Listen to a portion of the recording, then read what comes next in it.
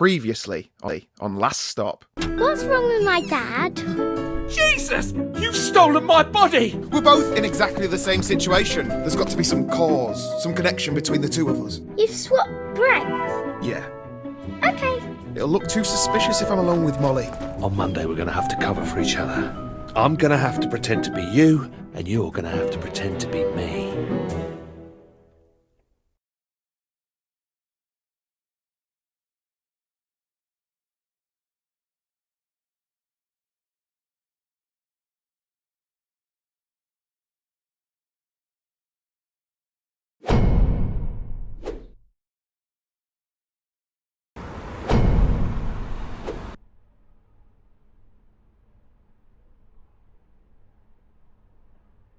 So what's the plan?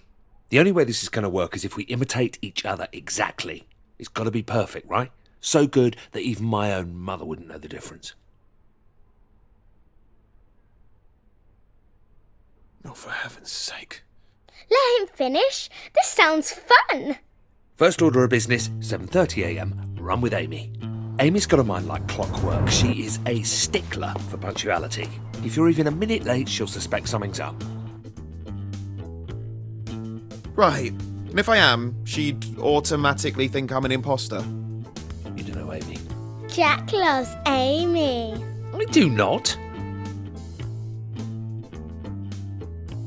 Look, Jack, if you don't want me to be late, we better crack on. Let's review the itinerary. 7:30 a.m, run with Amy. 7:50, visit coffee shop. 7:52, order skinny caramel macchiato, no phone. 7:53, consume beverage.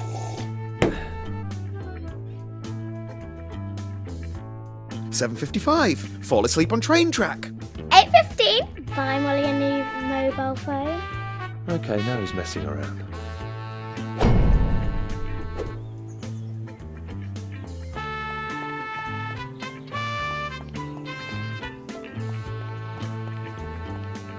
So, I meet Amy. How do I explain what happened yesterday? First, you'll have to put her completely at ease. She's a bit of a detective or something, so don't be all nervous, all right? She can smell fear. Just be super casual.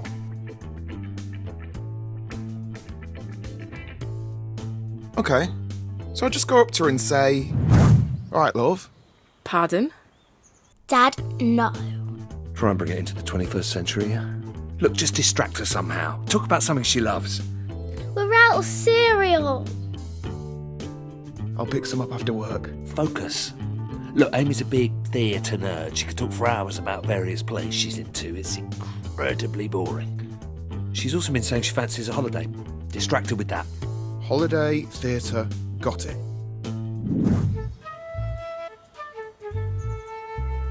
So, got any holidays planned? What was the deal with that pisshead the other day? How come you're hanging out with fat middle-aged blokes? Oh, him? Don't worry about that. But since you asked, he's actually a great guy. You know, salt of the earth type. So are we going for this run or what?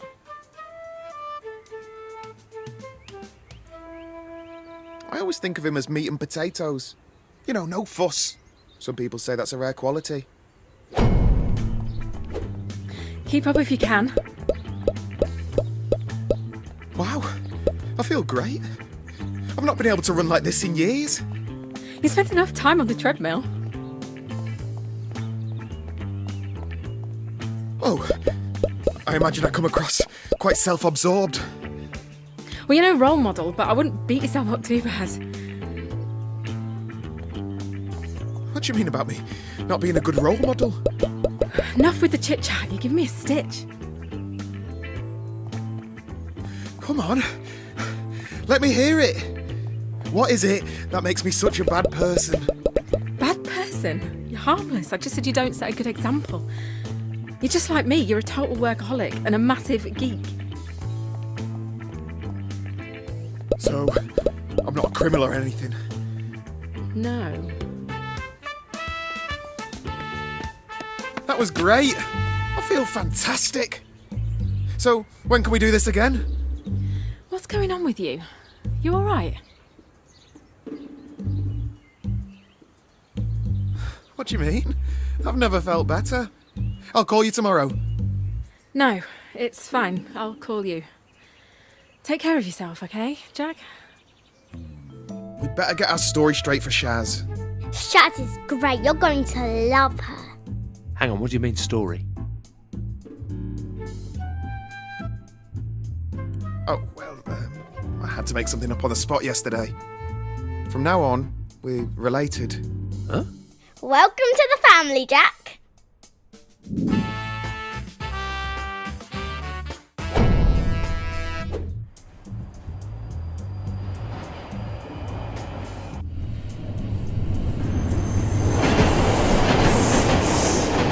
Oh, it's you. I was just talking to John about his mysterious cousin. All right, cuz. You know, I don't tell you this nearly enough, but you are definitely the handsome one in the family. Hello. So, now your family secret's out, I'm dying to know more. What was it like growing up with John as your cousin? Can't complain. You know, John, a total gent. Always has been. That's kind of you to say, Jack. I would only add that it was made easier by you being such a kind, considerate, patient, intelligent, handsome young man. So how long's Jack in town for? Oh, not long. For the foreseeable. Just a few days, really. Well, we can discuss it. What's there to discuss? Sounds like you both need to get your stories straight. Where were you before you came to London, Jack?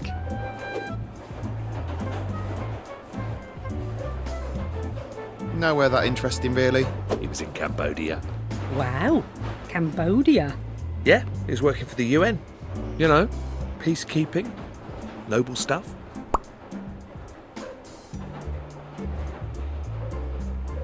Not that glamorous, really. Mainly just cleaning toilets and making coffee. He's done well for himself. Now he runs this high-tech startup you see selling solar-powered submarines to the super rich. Okay, enough now. You've made your point. Well, that all sounds fascinating. I hope life isn't too slow-paced for you while you slum it with us.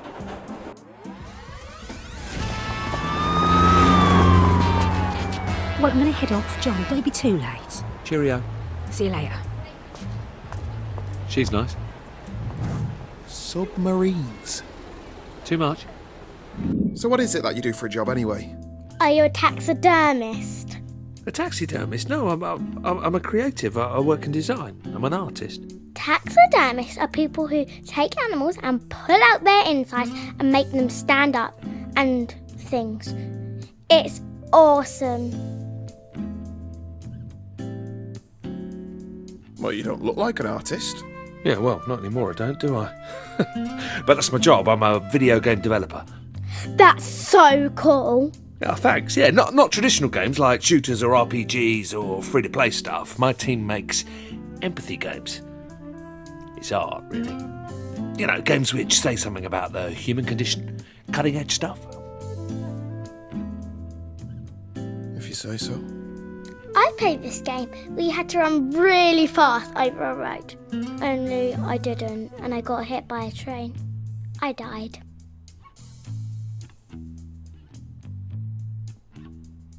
I remember playing this one back in the day that was set on this weird island. It had puzzles and stuff. You do that one, Jack? No. That wasn't me.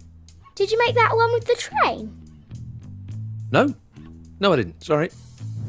You should have been a taxidermist.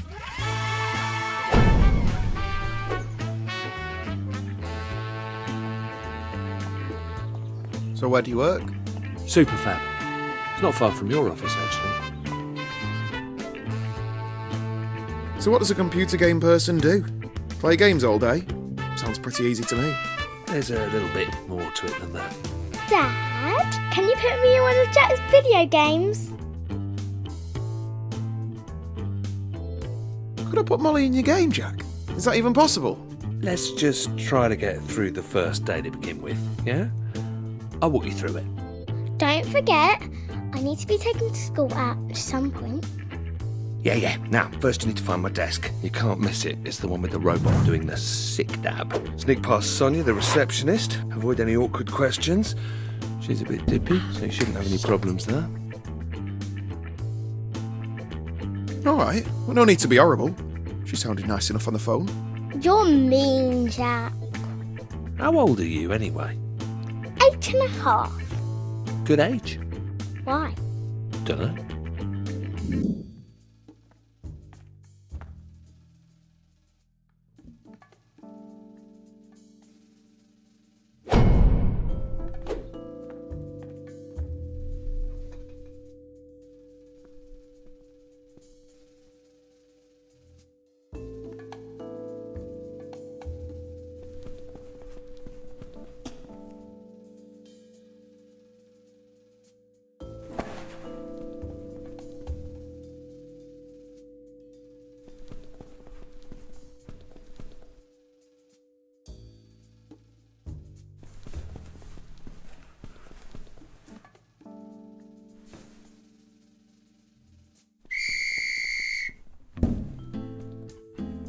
Hello, stranger. You look well rested. Thanks. You do too. Thanks. Get in there, Jack, my son. Good morning! Derek's in a good mood.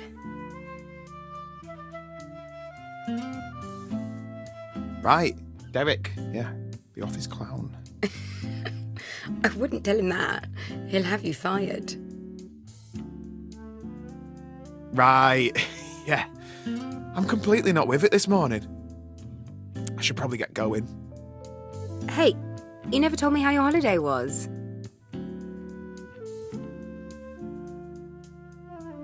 Brilliant, thank you. Saw lots of old temples and the like. Really enlightening. In Benidorm. Okay, well, I've got to run. Keep on keeping on. Bye. So, what do I do when I get there? It's Monday. That means sprint planning. You're going to coordinate with your team on their tasks for the week. Dad's no good with stuff like that. Thanks for the encouragement. It's simple, trust me. Jonah's working on modelling the last of the cream cakes for Mrs. Clapton's tea shop. Letitia's putting the finishing touches to the AI for the retirement home scene with the shell-shock veteran. And Tobias is writing up the design for the interactive funeral procession. And Maya is midway through implementing Rumble support. And this is a computer game. Video game. Your game sounds bad, Jack. It's about embodying the experience of someone who's witnessed death and is coming to terms with their own mortality. It's poetic. It'll make you cry. Jonah cakes, Letitia's shell shock, Tobias funerals, Maya Rumble. See? You're a natural. Hello. Good weekends, everyone? Get up to anything interesting? No. Okay, let's see. So I'm supposed to go around everyone and check what you're all working on. So, Jonah. You are modelling cream cakes, aren't you? I'll take the silence as an agreement. Okay, Letitia. You're doing something with AI. No, IA. For retirement homes. Yeah, that sounds right. Okay, Tobias. Are you rumbling? Actually, I'm not sure that's right. And finally, Maya. Are you doing the IA? The AI? One of them. Sorry, I'm not sure that's quite right. Look. Even I can tell this meeting is a bit pointless. You all know what you're up to, even if I don't. I guess what you're really looking for is a pep talk, isn't it? Some words of encouragement. I'm sorry. I thought I could do this, but none of this comes naturally to me. You all look like nice, bright people. You don't need to listen to an old fart like me. I'm sorry that I can't give you anything more inspiring. Maybe I'll just leave you with the advice that my dad gave to me on my 18th birthday. Keep your head down. Don't take unnecessary risks. Stay out of debt. Cheers. Come on, baby. Don't fail me now. Give me that Derek lovin'. Yes, yes, yes! Hey, yo!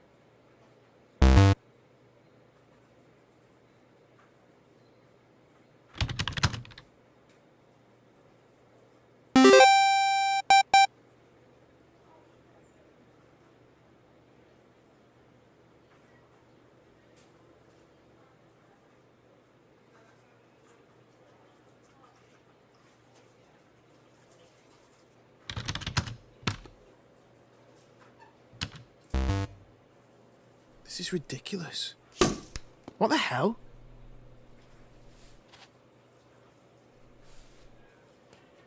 Headshot. Come on, Jack. Let's have our catch up. Okay.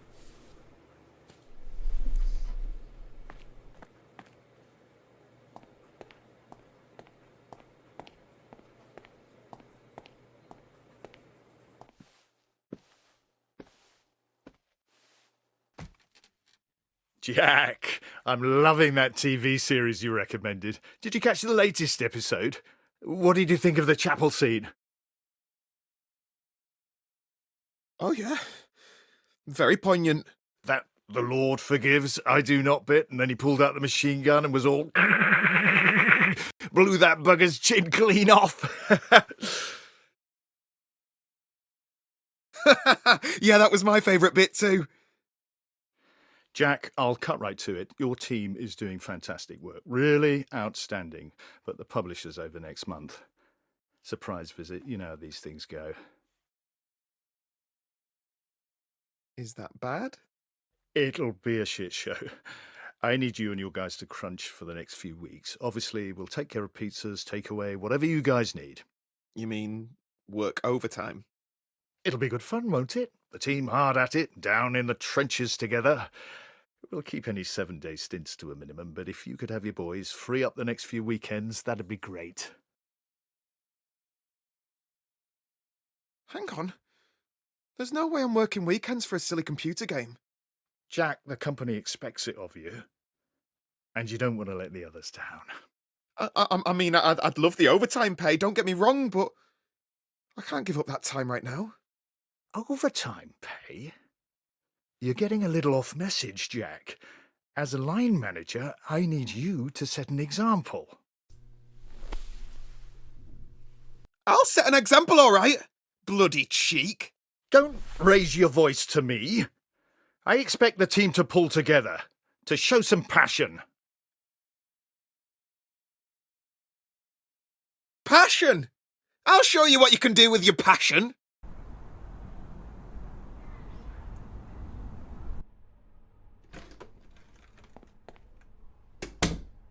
Hey, Dad! Oh. Hey, John. Jack's got something to tell you. Yeah, now before I go into details, it's important you know that a lot of your colleagues were really impressed with how I handled things today. Jack got fired. Tell me she's joking. No, I didn't get fired. Molly, don't tell your dad that. Okay, well, maybe I did get a little bit fired. Told you. Between you and me, I think that Clive fella overstepped his authority. I mean, I was just trying to give him some friendly advice. This is a disaster. It's all good. We've still got my job, and no offence, but it pays better too. I'll sort your pay slip. Okay. Here's the thing. Uh-oh. Everything okay? Something go wrong?